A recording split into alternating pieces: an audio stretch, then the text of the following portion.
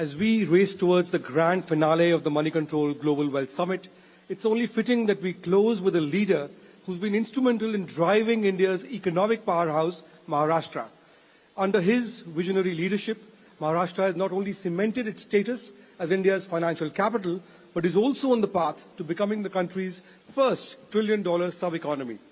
He's championed a policy-driven approach that attracts global investments, fosters technological advancements, and promotes sustainable development. Ladies and gentlemen, it is our great privilege and honor to have amidst us the dynamic Chief Minister of Maharashtra, Devendra Fadnavis, for a conversation on Maharashtra.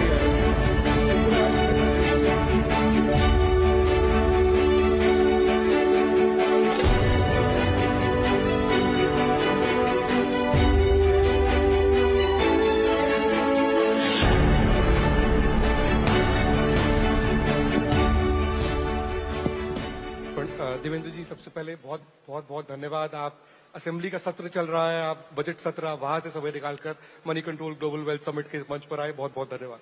मैं सीधा assembly से भाषण करके यहाँ पहुंचा हूँ। सो देवेंद्र जी, आप हिंदुस्तानी राजनीति के कमबैक मैन हैं। आपने बहुत फेमसली कहा था, मी पुनः येनार। Now you are back with a bang. आपकी जो सेकेंड इनिंग्स है एज मुख्यमंत्री, अब 3 महीने हो गए हैं, तो ये पहली इनिंग्स और इसमें क्या अंतर है? मेरे लिए तो एक प्रकार से एक्सटेंशन है। पहली जो मेरी इनिंग थी उसमें जो चीजें हमने की थी उन चीजों को कंप्लीट करने का पिछले 2.5 साल में हमको एक अवसर मिला और उसी को मैं आगे बढ़ाने की कोशिश अब कर रहा हूं। हाँ, मुझमें खुद में एक अंतर मैं देखता हूं कि नाउ आई एम मोर काम एंड कंपोज्ड, और पहले 5 साल में जो एक एंजाइटी होती थी वो मेरे लिए अभी बची नहीं है, और पूरे फोकस के साथ अब मैं काम कर रहा हूं। तो मुझे लगता है कि इस इनिंग में जो हमने 14 से 19 में नींव रखी थी, अब उस नींव पर महाराष्ट्र को बिल्ड करना, ये हम लोग इस 5 साल में करके दिखाएंगे। देवेंद्र जी, आप कह रहे हैं आप काम एंड कंपोज्ड हैं, लेकिन आपने जो टारगेट्स लिए अपने लिए वो बहुत अग्रेसिव हैं। आपने कहा कि आप महाराष्ट्र को 1 ट्रिलियन इकोनॉमी बनाएंगे और बहुत जल्द। ये कैसे होगा और कितनी जल्दी होगा? देखिए, एक्चुअली हम लोगों ने 2016-17 में पहली बार इस आइडिया को मूट किया, इस आइडिया को लोगों के सामने रखा कि महाराष्ट्र ये पहली $1 ट्रिलियन सब नेशनल इकोनॉमी बन सकती है। और पिछले समय हम लोगों ने एक इकोनॉमिक एडवाइजरी काउंसिल तैयार की, और उस काउंसिल में एन चंद्रशेखरन जो टाटा सन्स के उसके अध्यक्ष थे, अलग अलग सेक्टर के 20 सीईओस हमने उस काउंसिल में उनको सदस्यता दी, और एक रोड मैप हम लोगों ने तैयार किया $1 ट्रिलियन इकोनॉमी की तरफ। हम लोग जानते हैं कि अभी देश में Maharashtra is the only state कि जिसने ½ ट्रिलियन का मार्क पार किया है, बाकी सारे काफी दूर है। और अगर आप कोविड ईयर्स को अगर छोड़ दे तो हमारा CAGR 10% है, और बिजनेस यूजुअल को छोड़कर थोड़ा और हम लोग इसको डेवलप कर पाए तो मुझे लगता है कि 2030 तक हम लोग महाराष्ट्र को $1 ट्रिलियन इकोनॉमी बना पाएंगे। और उसी दिशा में हम लोगों ने इंफ्रास्ट्रक्चर लेड ग्रोथ होगा, टेक्नोलॉजी लेड ग्रोथ होगा, इन्वेस्टमेंट लेड ग्रोथ होगा, ऐसे अलग अलग प्रकार के हम लोगों ने इसमें जो सेक्शंस है वो तैयार किए हैं, और उस दिशा में बड़ी तेजी के साथ हम जा रहे हैं। और मैं ऐसा मानता हूं कि महाराष्ट्र की अपनी एक ताकत है इन्वेस्टमेंट अट्रैक्ट करने की, और उस ताकत को हम लोग लिवरेज करने की कोशिश कर रहे हैं, क्योंकि महाराष्ट्र एक ऐसा राज्य है जो एक अपनी रफ्तार में चलता है। आपका काम यानी सरकार का काम केवल गुड गवर्नेंस देना होता है। उस रफ्तार को हम नहीं तोड़े, इतना भी हमने कर लिया तब भी महाराष्ट्र आगे बढ़ता है। तो मुझे पूरा विश्वास है कि ये जो $1 ट्रिलियन इकोनॉमी है, यहां तक हम पहुंच पाएंगे। और विशेष रूप से आज जब हम लोग देखते हैं कि टेक्नोलॉजी ने, AI ने जिस प्रकार से हमको अवसर दिए, उन अवसरों के कारण हम इसको एक्सीलरेट कर पाएंगे। देवेंद्र जी, आपने इन्वेस्टमेंट की बात की। इस ऑडियंस में बहुत ग्लोबल इन्वेस्टर्स बैठे हैं और हिंदुस्तान के कई इन्वेस्टर्स बैठे हैं, तो महाराष्ट्र को ऑलरेडी सब फॉरेन एफडीआई जो है सबसे ज्यादा भारत के सब स्टेट में मिलता है, 52% पिछले क्वार्टर में। तो ऐसा क्यों है और आप क्या स्टेप्स लेंगे कि आपका एफडीआई और बढ़े ताकि आप बिजनेस एज यूजुअल से ऊपर चले? देखिए, एफडीआई में तो ये साल हमारे लिए बहुत ही अच्छा रहा है, क्योंकि अभी तक एफडीआई का हमारा जो रिकॉर्ड था वो 2016-17 का था, जिस समय हमको 1,31,000 करोड़ का इन्वेस्टमेंट आया था उस पूरे साल में। लेकिन पिछले 9 महीनों में ही हम लोगों को 1,39,000 करोड़ का निवेश ये एफडीआई के माध्यम से आया है। तो हमने खुद का ही रिकॉर्ड तोड़ा है। और मुझे ये बताते हुए खुशी होती है कि हमारे पीछे के जो 4 राज्य है, 3 राज्य है, उनकी टोटल भी हम मार ले पूरा उसको, मतलब उनको जो एफडीआई मिला है उसकी टोटल भी कर ले तो उससे ज्यादा एफडीआई ये महाराष्ट्र को मिला है। और मैं ऐसा मानता हूं कि लगातार बीच के अगर 2 साल छोड़ दे, जिस समय महाविकास आघाड़ी की सरकार थी, 2015 से हमने टॉप करना चालू किया एफडीआई में, और वो हम लगातार टॉप कर रहे हैं। और मैं ऐसा मानता हूं इसका एक ही कारण है कि जो फॉरेन इन्वेस्टर होता है वो स्टेबिलिटी देखता है, वो वर्क कल्चर देखता है, वो हम लोग बिजनेस फ्रेंडली कितने वो देखता है, ease of doing business, cost of doing business, ये चीजें देखता है। इन सब चीजों पर हम लोगों ने बहुत वर्किंग किया है और उसके कारण मैं ऐसा मानता हूं कि ये आ रहा है। और सबसे बड़ी बात यह है कि जो आपने कहा इसको और कैसे बढ़ा सकते हैं, तो जितने इमर्जिंग सेक्टर्स है, ये सारे इमर्जिंग सेक्टर्स की पॉलिसीज हमने तैयार की है टू अट्रैक्ट द इन्वेस्टमेंट। बड़े पैमाने पर ये पॉलिसीज तैयार की है और इन पॉलिसीज के कारण मैं ऐसा मानता हूं कि बड़े पैमाने पर ये निवेश महाराष्ट्र में आ रहा है। जी, आपने ये भी कहा है कि आप महाराष्ट्र को भारत की फिनटेक कैपिटल और डेटा कैपिटल के रूप में देखते हैं मुंबई को, तो ये इसके क्या मायने हैं आपके हिसाब से और ये किस तरह से होगा? देखिए, मैं ऐसा मानता हूं कि Maharashtra de facto fintech capital भी है और डेटा कैपिटल भी है। फिनटेक कैपिटल इसलिए कि आज मुंबई, अगर आप देखें, हम जिस बीकेसी में बैठे हैं यहां पर फिनटेक में हुज हु ये इसी बीकेसी में है। और अभी हम लोगों ने एनपीसीआई को यहां जमीन दी है। एनपीसीआई अपना ग्लोबल हेडक्वार्टर यहां बना रहा है। हम लोगों ने नेशनल स्टॉक एक्सचेंज को हम लोग जमीन दे रहे हैं, वो भी यहां पर आ रहा है। तो कुल मिलाकर फिनटेक में जो सारी हमारी इंटरनेशनल बैंक्स है वो सारी यहां पर है, इंटरनेशनल फंड्स है वो सारे यहां पर है। अलग अलग प्रकार की जितनी मुझे ऐसा लगता है कि फिनटेक की जो अलग अलग विधाएं हैं वो सारी आपको इस बीकेसी में या मुंबई में दिखाई पड़ती है। और साथ साथ मैं एक चीज और बताना चाहता हूं कि चूंकि अभी जो स्टार्टअप इंडिया का एक नया रिपोर्ट आया है, इस रिपोर्ट ने 3 चीजें एक प्रकार से यहां पर अधोरेखित की है। पहली चीज, in absolute number Maharashtra startup capital, सबसे ज्यादा देश के स्टार्टअप्स ये महाराष्ट्र में है। In absolute investment Maharashtra is number 1 in startups, क्योंकि सबसे ज्यादा इन्वेस्टमेंट स्टार्टअप का महाराष्ट्र में है। और इसके साथ साथ फिनटेक के सबसे ज्यादा स्टार्टअप ये भी महाराष्ट्र में है, ये भी हमको देखने को मिलता है। तो मैं ऐसा मानता हूं कि एक प्रकार से ये फिनटेक कैपिटल डिफैक्टो है और धीरे धीरे बन भी रहा है।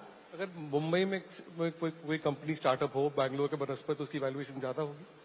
जी, अगर मुंबई में कोई स्टार्टअप हो और बैंगलोर में हो तो मुंबई में वैल्यूएशन ज्यादा होगी? अभी तो हो रही है ज्यादा। एक समय था लोग मुंबई में स्टार्टअप शुरू करते थे और बैंगलोर जाते थे, अब रिवर्स माइग्रेशन चालू हो गया है। क्योंकि अभी मुंबई में अगर पिछले 2 साल की ग्रोथ आप स्टार्टअप्स की देखें, फेनोमेनल ग्रोथ है। और कुछ स्टार्टअप्स ने तो इस प्रकार की इन्वेस्टमेंट अचीव की है कि जो बिल्कुल अप्रत्याशित इस प्रकार की है।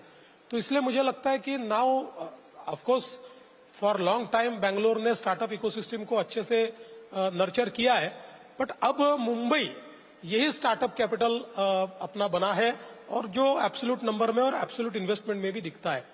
और साथ साथ आपने डेटा की बात की, तो ये भी मुझे बताते हुए बहुत खुशी होती है कि हमारे देश में जितनी डेटा सेंटर कैपेसिटी हमने तैयार की है उसकी 65% कैपेसिटी ये अकेले महाराष्ट्र में है और लगातार वो बढ़ रही है और बहुत बड़े पैमाने पर इस क्षेत्र में निवेश हमारे पास आ रहा है। हमने हमारी डेटा पॉलिसी तैयार की है, जिस डेटा पॉलिसी में डेटा सेंटर के लिए जो चीजें आवश्यक है वो चीजें हम दे रहे हैं। सबसे महत्वपूर्ण है कि डेटा सेंटर्स के लिए मतलब एक प्रकार से power is there raw material, तो उनको पावर मिले, वो क्लीन पावर मिले, उनको ग्रीन पावर मिले, इस दृष्टि से भी बहुत बड़े पैमाने पर हम लोग वर्किंग कर रहे हैं।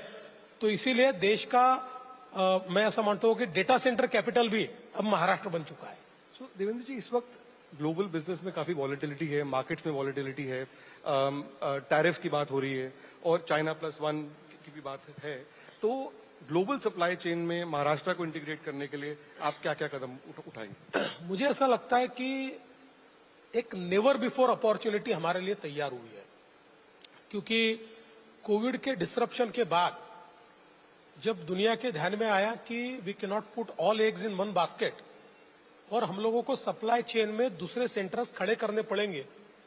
ये बात भी सही है कि शुरुआत में लोग कुछ 2-3 देशों की तरफ गए, पर बाद में उनके ध्यान में आया कि इन देशों में इतना इन्वेस्टमेंट लेने की कैपेसिटी भी नहीं है, इतना ह्यूमन रिसोर्स भी नहीं है।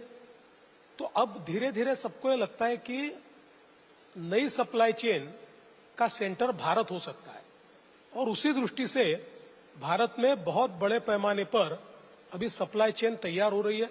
हम लोगों का प्रयास है कि सप्लाई चेन का, ग्लोबल सप्लाई चेन का एक प्रकार से भाग होने के लिए जिस प्रकार की इंडस्ट्रीज की आवश्यकता है, जिस प्रकार के इंफ्रास्ट्रक्चर की आवश्यकता है, जिस प्रकार से उसके कल्चर की आवश्यकता है, ये सारी चीजें हम लोग महाराष्ट्र में डेवलप कर रहे हैं। We are developing best of the infrastructure in roads, we are developing best of the infrastructure in data, क्योंकि हम लोग ये जानते हैं कि अब मतलब स्पीड ऑफ डेटा जो है वो बहुत महत्वपूर्ण है इसके लिए। उस स्पीड ऑफ डेटा के लिए हम लोगों ने उसी प्रकार का काम किया है और बड़े पैमाने पर इंडस्ट्रीज हमारे यहाँ जो आ रही है मैन्युफैक्चरिंग की, तो मुझे ऐसा लगता है कि एक प्रकार से वो साइकिल या जो है उसको कंप्लीट करने का काम हम लोग कर रहे हैं। एक उदाहरण के तौर पर आपको बताना चाहता हूं कि समझ लीजिए पुणे है, तो एक जमाना था कि पुणे में बाहर से इंजन आता था और यहाँ पर सारी चीजें असेंबल होती थी। अब धीरे धीरे हमारी सप्लाई चेन ऐसी तैयार हो गई है कि 80 to 85% सारी जो चीजें बनती है वो इन एंड अराउंड पुणे ही बनती है और अब वहां से एक्सपोर्ट होना शुरू हो गया है। सो ये जो एक सप्लाई चेन तैयार हो रही है, ये मैं ऐसा मानता हूं कि बहुत महत्वपूर्ण है। और जैसे आज जेएनपीटी पोर्ट है, वैसे ही हम लोग वाड़भन पोर्ट तैयार कर रहे हैं, जिसके कारण एक प्रकार से ये सप्लाई चेन को एस्टेब्लिश करने में हमको बहुत फायदा होगा। देवेंद्र जी, आपने डेटा की बात की, फिनटेक की बात की, आजकल एआई की वजह से सारा डिस्ट्रप्शन हो रहा है, तो सेमीकंडक्टर्स को लेकर इन्वेस्टमेंट के लिए आप क्या करेंगे? महाराष्ट्र में वो इन्वेस्टमेंट अभी नहीं आया है, तो कैसे आप उसको बताएं? ऐसा नहीं है, सेमीकंडक्टर में हमारे यहाँ इन्वेस्टमेंट आया। वैसे आपको पता है कि सेमीकंडक्टर ये 7 स्टेप इस प्रकार की प्रक्रिया है। इनमें से अलग अलग स्टेप्स के लिए हमारे पास 6 इन्वेस्टर्स आए हुए हैं जिन्होंने ऑलरेडी इन्वेस्ट किया है। कोई वेफर बना रहा है, कोई और कुछ बना रहा है, इस प्रकार का इन्वेस्टमेंट है। लेकिन एक समग्र जो प्रोसेस होती है, इसके लिए भी टावर सेमीकंडक्टर विद अडानी, इन्होंने हमारे यहाँ पर निवेश किया हुआ है और कंप्लीट जो सेमीकंडक्टर इकोसिस्टम है, वो इकोसिस्टम हमारे यहाँ पर टावर के माध्यम से हो रही है। बाकी ओसैट में हमारे यहाँ इन्वेस्टमेंट आया है, वेफर में हमारे यहाँ इन्वेस्टमेंट आया है। तो सेमीकंडक्टर की जो एक इकोसिस्टम है, उस इकोसिस्टम को हम लोग एस्टेब्लिश कर चुके हैं, उसमें निवेश भी आया है और मुझे लगता है आगे और निवेश इस क्षेत्र में हमारे पास आएगा। क्या आपकी टेस्ला से कुछ बातचीत हो रही है इन्वेस्टमेंट्स को लेकर? देखिए, टेस्ला आया ऐसा कौन नहीं चाहता, कई राज्य चाहते हैं, वैसे हम भी चाहते हैं। फैसला उनको लेना है, पर अगर वो मुझे पूछे तो मैं तो बताऊंगा कि बेस्ट केस इज महाराष्ट्र, और वही बताने का प्रयास हम लोग कर रहे हैं। We are trying. तो मुंबई को का फाइनेंशियल कैपिटल का जो स्टेटस है उसको और इन्हांस करने के लिए आप क्या स्टेप्स लेंगे? क्या आप एक और गिफ्ट सिटी यहाँ बनाएंगे, second gift city of India? देखिए, कुल मिलाकर अगर हम लोग देखें तो मुंबई जो अभी अपना शहर है, इस शहर में आज हम लोग देख सकते हैं कि फिनटेक हो या अलग अलग प्रकार की बिजनेस अपॉर्चुनिटीज हो, ये तो बहुत बड़े पैमाने पर तैयार हुई और ये एक डिफैक्टो हमारा एक प्रकार से फाइनेंशियल कैपिटल बना है। लेकिन अब हम लोग ये प्रयास कर रहे हैं कि मुंबई और नवी मुंबई इसके बीच हम लोगों ने अभी 22 किलोमीटर का अटल सेतु तैयार किया है। इस अटल सेतु के कारण अभी मुंबई को हम हिंटरलैंड तक एक्सटेंड कर पाए और यहां पर हम लोग चूंकि हमने वहां न्यू एयरपोर्ट भी तैयार किया है, तो between Atal Setu and new airport हम लोग एक नया शहर बनाने की कोशिश कर रहे हैं। जो नया शहर मतलब मुंबई के भी 3 गुना बड़ा शहर होगा, जिसको हमने नैना कहा है, new Mumbai airport influence area, इस प्रकार से उसको हम लोगों ने कहा है। और यहाँ पर हम लोग एक प्रकार से स्कीमेटिक इस प्रकार का काम कर रहे हैं। तो यहाँ पर हम लोग करीब 300 एकड़ में एक इनोवेशन सिटी बनाना चाहते हैं, जिसका अभी हम लोगों ने एन चंद्रशेखरन जो टाटा सन्स के उन्होंने वॉलंटियर किया है, उसका एक पेपर वो पुटअप कर रहे हैं। और जैसे ही हमने ये इनोवेशन सिटी अनाउंस की तो हुज हु इन इनोवेशन ये हम लोगों के साथ अभी बातचीत कर रहे हैं। तो एक बहुत ही मुझे ऐसा लगता है कि नेक्स्ट लेवल की इनोवेशन सिटी हम तैयार करेंगे। एक एजू सिटी हम लोग वहां पर तैयार कर रहे हैं। ये एजू सिटी इस प्रकार का कॉन्सेप्ट है कि हम लोग चाहते हैं कि चूंकि अभी हमारे नए रेगुलेशंस के कारण जो फॉरेन यूनिवर्सिटीज है वो यूनिवर्सिटीज को ऑफशोर कैंपस वो खोल सकते हैं। तो उसके लिए हम लोगों ने एक एरिया तैयार किया है जहां पर हम ये चाहते हैं कि 10 से 15 जो बहुत ही हाई रैंकिंग फॉरेन यूनिवर्सिटीज है उनको हम लोग वहां पर लाए और उसमें से किसी यूनिवर्सिटी से बातचीत चल रही है? 4-5 अच्छी यूनिवर्सिटीज है। चूंकि नॉन डिस्क्लोजर अभी एग्रीमेंट हमारा उनके साथ हुआ है, इसलिए मैं अभी नहीं बताऊंगा, उचित स्टेज पर मैं बताऊंगा। लेकिन 4-5 जो यूनिवर्सिटीज के साथ हमारी बातचीत अंतिम स्टेज पर है, ये बिल्कुल दुनिया की वेरी हाई रैंकिंग इस प्रकार की, जिनका बहुत नाम है, इस प्रकार की यूनिवर्सिटीज हम लोग वहां लाने की कोशिश कर रहे हैं। तो मुझे लगता है कि कुल मिलाकर यहाँ पर हमारा जो इंडस्ट्री 4.0 हम जिसको कहते हैं, जो आज हमारे पूरे इकोनॉमी को एक्सेलरेट कर सकता है, वो सारा इंडस्ट्री 4.0 ये आपको न्यू मुंबई में दिखेगा और एक नया बिजनेस मैग्नेट के रूप में या एक नया फाइनेंशियल कैपिटल का एक्सटेंशन इस रूप में हम लोग उसको तैयार करने की कोशिश कर रहे हैं। देवेंद्र जी, लोग कहते हैं कि गुजरात को कई बार ज्यादा इन्वेस्टमेंट मिल जाती है महाराष्ट्र के मुकाबले। How do you react to those kind of comments and that observation? देखिए, पहली बात तो यह है कि गुजरात अगर डेवलप होता है तो उसका भी मुझे आनंद है, I am very happy. Karnataka भी होता है तो आई एम वेरी हैप्पी। जहां तक इन्वेस्टमेंट मेरे देश में आ रहा है तो मैं बहुत खुश हूं। अब 10 स्टेट एक दूसरे के साथ कॉम्पीट कर रहे हैं, तो कोई इन्वेस्टमेंट उनके पास जाएगा, कोई हमारे पास आएगा। लेकिन हैविंग सेड दैट, मैं आपको बताना चाहता हूं, अभी जो मैंने आपको एफडीआई के आंकड़े बताए, गुजरात में जितना एफडीआई आया उससे 3 टाइम्स ज्यादा हमारे आया है महाराष्ट्र में, 3 टाइम्स। तो मैं ये कहना चाहता हूं कि Maharashtra was, is and will be the most favored destination for the investors। इसलिए एखादा प्रोजेक्ट गुजरात में चला गया तो गुजरात आगे चला गया, एखादा प्रोजेक्ट कर्नाटक चला गया तो कर्नाटक आगे चला गया, ऐसा बोलना ठीक नहीं है। महाराष्ट्र ही नंबर 1 है और महाराष्ट्र ही नंबर 1 रहेगा। देवेंद्र जी, देवेंद्र जी, अभी बजट सत्र चल रहा है, चुनाव को हुए अभी 3 महीने हो गए हैं, तो रेवड़ीज को लेकर बहुत डिस्कशन है और चुनाव में कई प्रोमिसेस किए गए जिसकी कॉस्ट बहुत ज्यादा होगी उनकी। तो आप बजट को बैलेंस किस तरह करेंगे और ये जो प्रोमिसेस जो है, at what point will you draw red line around रेवड़ीज? देखिए, पहली बात तो यह है कि आपने जो कहा उसमें सच्चाई है कि हम लोगों ने अलग अलग प्रकार की जो योजनाएं शुरू की, आज उसकी कॉस्ट हम लोगों को सालाना 60,000 करोड़ रुपया देनी पड़ती है, 60,000 करोड़। लेकिन इन योजनाओं के माध्यम से मैं ऐसा मानता हूं कि सोशल सेक्टर में हम लोग एक प्रकार की इन्वेस्टमेंट कर रहे हैं। और जैसे हमारी लाडली बहन योजना है जिसमें बहनों को 1500 रुपए हम लोग दे रहे हैं, अब हम लोगों ने उसमें एक नई स्कीम लाई। हमारे यहाँ नागपुर की महिलाओं ने एकत्रित आकर एक फाइनेंस सोसाइटी तैयार की एक, और उस सोसाइटी में 30 लाख रुपए उन्होंने जमा किए छोटे छोटे लोगों से ही, और उसका एक बिजनेस मॉडल तैयार किया। अब हम लोग प्रयास कर रहे हैं कि ये जितने हम लोग ये 1500 रुपए जो हमारी बहनों को देते हैं, इनकी हम लोग इसी प्रकार से एक फाइनेंस सोसाइटी हर जगह तैयार करके और उसमें से एक बिजनेस मॉडल तैयार करें, ताकि ये केवल 1500 रुपए लेकर वो खुश न रहे। तो हम लोग उनको अलग अलग प्रकार से अपने इकोनॉमी में कंट्रीब्यूट करने के लिए ह्यूमन रिसोर्स के रूप में या कंट्रीब्यूटर्स के रूप में उनका इस्तेमाल करते।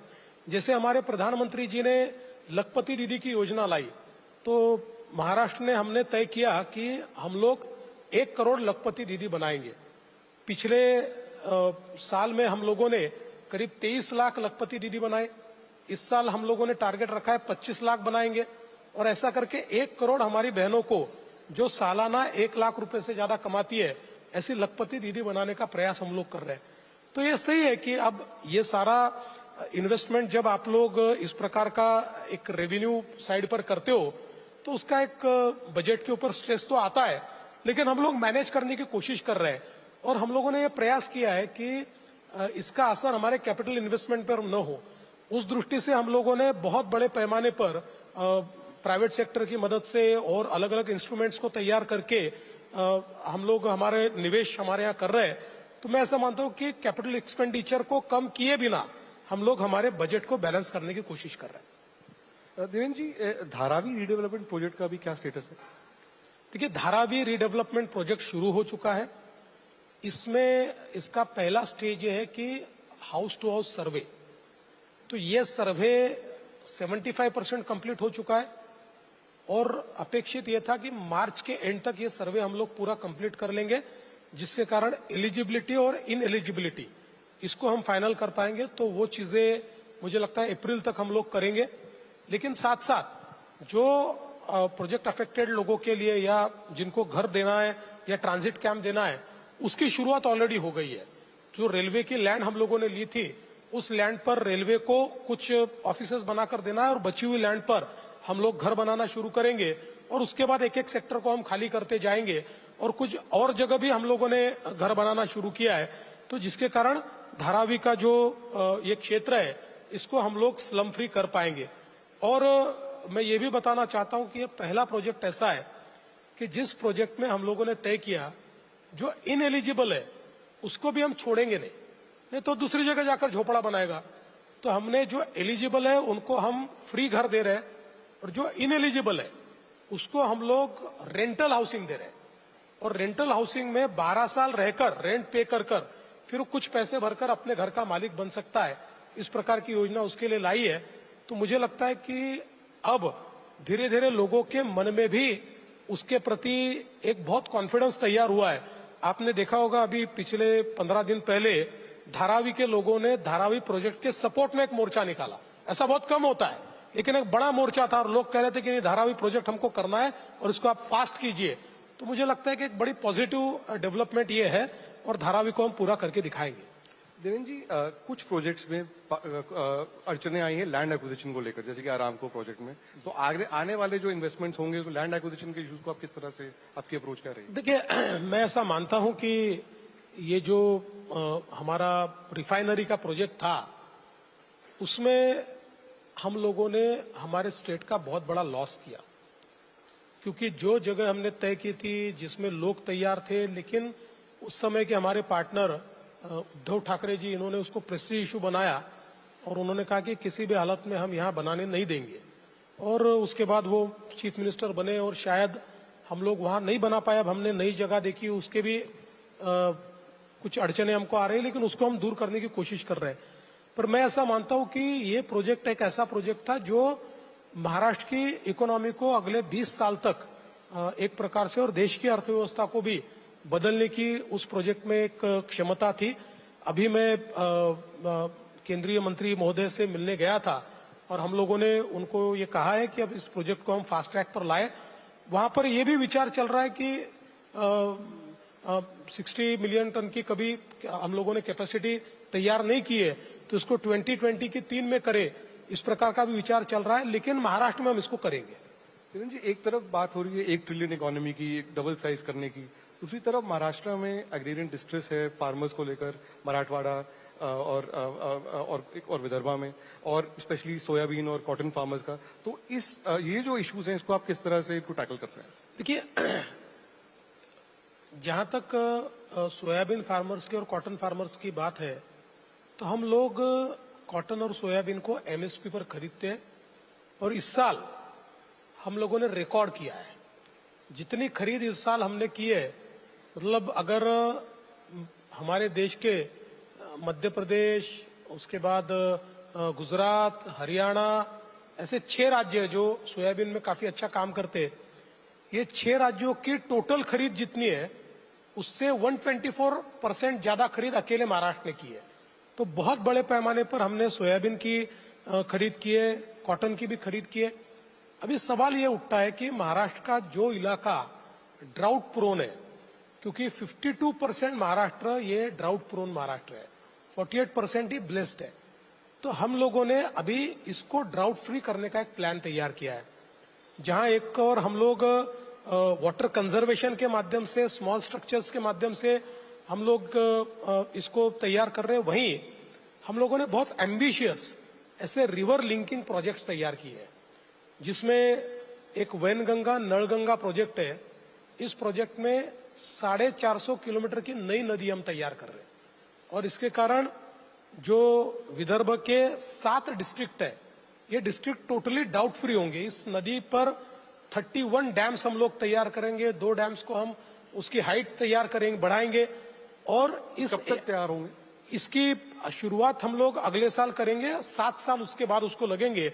लेकिन इसके कारण ये ड्राउट अफेक्टेड एरिया में 10 लाख एकड़ जमीन ये सिंचित होगी, इरिगेटेड होगी, साथ में इंडस्ट्री के लिए पानी होगा, पीने का पानी होगा। सेम वे हम लोगों ने दूसरा एक योजना तैयार की है कि महाराष्ट्र जो है, इसमें 49% ये गोदावरी का बेसिन आता है, और गोदावरी का बेसिन ये डेफिसिट बेसिन है, और हमारे यहाँ वेस्टर्न घाट के कारण वेस्ट फ्लोइंग रिवर्स है, जो रिवर का पानी सीधा समुद्र में बहकर चला जाता है, जिसका उपयोग हमको नहीं होता। अभी हमने वहां एक नदी जोड़ का एक कार्यक्रम हाथ में लिया है, जिसमें 54 टीएमसी पानी, ये जो वेस्ट फ्लोइंग रिवर्स का, ये लाकर हम लोग गोदावरी का जो हमारा बेसिन है उसमें ला रहे हैं। इसके कारण नॉर्दर्न महाराष्ट्र और मराठवाड़ा, ये जो एरिया है, ये टोटली ड्राउट फ्री होगा, और इसके कारण पूरे महाराष्ट्र को हम एक प्रकार से ड्राउट मुक्त कर पाएंगे। तो ये बहुत एम्बिशियस प्रोजेक्ट है, करीब 2 लाख करोड़ के प्रोजेक्ट है, लेकिन इसकी शुरुआत हमने की है और हम इसको पूरा करेंगे। धीरेन्द्र जी, आप मुख्यमंत्री होने के साथ साथ गार्डियन मिनिस्टर भी हैं गढ़चिरौली के, तो आपका गढ़चिरौली को लेकर ग्रोथ प्लान्स क्या है, स्पेशली क्योंकि वहाँ माओवादी चैलेंज भी काफी है? देखिए, गढ़चिरौली को माओवाद के लिए जाना जाता था, और गढ़चिरौली का जिक्र जब होता था तो लोग माओवाद की बात करते थे। हमारे यहाँ पर तो हमारे प्रशासन में किसी को सजा देनी है तो इसको गढ़चिरौली भेजो बोलते थे, इस प्रकार की गढ़चिरौली की स्थिति थी। But now Gadchiroli is becoming the new steel city of India.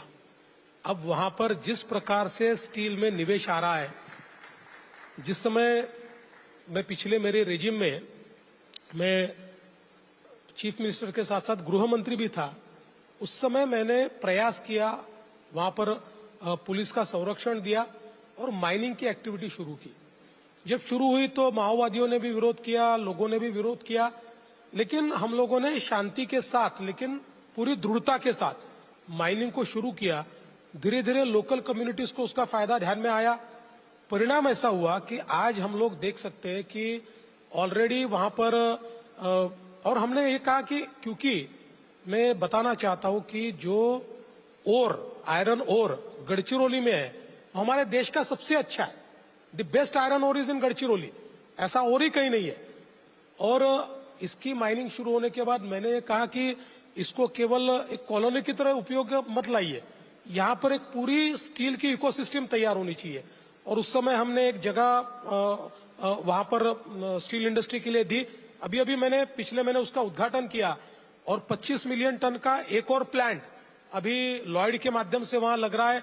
अभी अभी हम डावोस में थे तो हमने 25 मिलियन टन के प्लांट के लिए हम लोगों ने 30 मिलियन के, जो शायद देश का सबसे बड़ा प्लांट होगा, उसके लिए हमने जेएसडब्ल्यू के साथ एक एमओयू किया है और वो भी वहां पर करीब 1.5 लाख करोड़ का निवेश कर रहे हैं। और ऐसे कई एक और हम लोगों ने वहां पर बड़ा प्लांट, उसका भी हम लोगों ने भूमि पूजन किया है। तो एक प्रकार से पूरी इकोसिस्टम ये वहां पर तैयार हो रही है और आने वाले दिनों में देश की सबसे बड़ी स्टील कैपेसिटी ये गढ़चिरौली में हमको देखने को मिलेगी।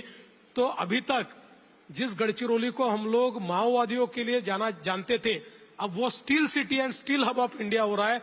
हम गढ़चिरौली में एक नया एयरपोर्ट भी तैयार कर रहे हैं। हमने गढ़चिरौली को समृद्धि महामार्ग से एक एक्सेस कंट्रोल हाईवे से जोड़ने का काम शुरू कर दिया है। इसके साथ साथ ये जो माइनिंग है, इसका एक कॉरिडोर तैयार करके सारा और कैसे ट्रांसपोर्ट हो सके, इसका हम प्रयास कर रहे हैं। और इतना ही नहीं, तो गढ़चिरौली से लेकर तो जालना, जो कि जालना में एक हमारे यहाँ पर एक बड़ा एक इकोसिस्टम है, और इतना ही नहीं तो कोकण तक हम लोग इस ओर को ले जाने के लिए एक कंप्लीट डेडिकेटेड पाइपलाइन का भी निर्माण कर रहे हैं। तो मुझे ऐसा लगता है कि बहुत बड़े पैमाने पर ये बदलाव आज गढ़चिरौली में हम देख रहे हैं। और इसका परिणाम ऐसा है कि धीरे धीरे नॉर्थ गढ़चिरौली से नक्सलवाद माओवाद खत्म हो गया। साउथ गढ़चिरौली में मात्र 2 तालुकों में वो बचा है, लेकिन वो भी अगले 1 साल में हम खत्म कर दें। जी, अब थोड़ी राजनीति की बात करें तो कई अटकलें हैं कि शिवसेना और आप में मतभेद चल रहा है। क्या मतभेद? कोई मतभेद नहीं है। हमारे मीडिया को जब कोई खबर नहीं मिलती तो वो खबर बना देते हैं। ये मैन्युफैक्चर्ड खबरें हैं। हम तीनों लोग एक साथ मिलकर राज्य को चला रहे हैं और अच्छा काम कर रहे हैं। और कई बार तो मुझे बड़ा आश्चर्य होता है जब मुझे मीडिया में देखने को मिलता है कि देवेंद्र फडणवीस इन्होंने एकनाथ शिंदे के काम पर स्टे दे दिया। मैंने आज हमारे हाउस में भी बताया कि भाई स्टे देने के लिए मैं उद्धव ठाकरे नहीं हूं, मैं तो काम करने वाला आदमी हूं। इसलिए ये सारी खबरें जो है, ये खबरें थोड़ी मैन्युफैक्चर्ड है, थोड़ी एक प्रकार से कलर्ड है और थोड़ी मोटिवेटेड भी है। मैं आपको बताना चाहता हूं कोई प्रॉब्लम नहीं, मस्त चल रहा है, बढ़िया चल रहा है, अच्छा चल रहा है। शिंदे जी रुष्ट नहीं है आपसे? एकदम नहीं। देखिए प्रॉब्लम क्या है, मैंने कई लोगों को ये बताया कि अभी शिंदे जी का एक अपना व्यक्तिमत्व है। उनके व्यक्तित्व में आप देखिए वो धीर गंभीर रहते, मैं हंसते हुए रहता हूँ, वो धीर गंभीर रहते, गंभीरता उनके चेहरे पर है। अब जब तो मुख्यमंत्री थे तब भी गंभीर होते थे, तब किसी ने कहा कि शिंदे जी हंसते क्यों नहीं, ये गंभीर क्यों है। अब मुख्यमंत्री नहीं है तो उनका चेहरा दिखाते, देखिए शिंदे जी हंसी नहीं रहे, ये शिंदे जी नाराजी है। अरे भाई, कोई आदमी अगर चेहरा ही उनका अगर गंभीर है तो हंसते हुए कैसे दिखेगा। अब मेरे चेहरे पे गंभीरता कम रहती है तो लोग ये कह सकते हैं कि गंभीर ही नहीं, आदमी ठीक नहीं है। तो ऐसा नहीं होता है, प्रत्येक हर एक व्यक्ति का अपना व्यक्तित्व होता है, उस हिसाब से उनका भी व्यक्तित्व है, कोई प्रॉब्लम नहीं, हम साथ में हैं। आपके आजकल ऑपोजिशन से रिश्ते कैसे हैं ठाकरे जी के साथ, पवार साहब के साथ? देखिए रिश्ते तो कभी बहुत खराब नहीं थे।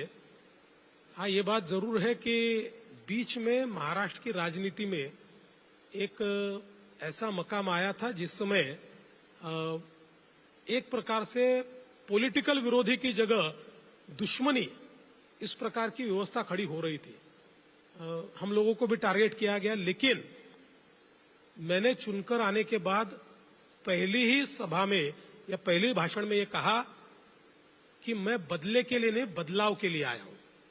इसलिए मैं बदला नहीं लेना चाहता, मैं बदलाव करना चाहता हूं, मैं संवाद करना चाहता हूं। मेरा फोकस ये एक प्रकार से डेवलपमेंट है। तो मैं ऐसा मानता हूं कि एक प्रकार से जो एक रिलेशनशिप ठीक होनी चाहिए, ऐसी रिलेशनशिप है। फॉर्चुनेटली महाराष्ट्र में हम लोग आज भी एक दूसरे से बात कर सकते हैं। हमारे में इतनी दूरियां नहीं है कि हम बातचीत ही नहीं कर सकते।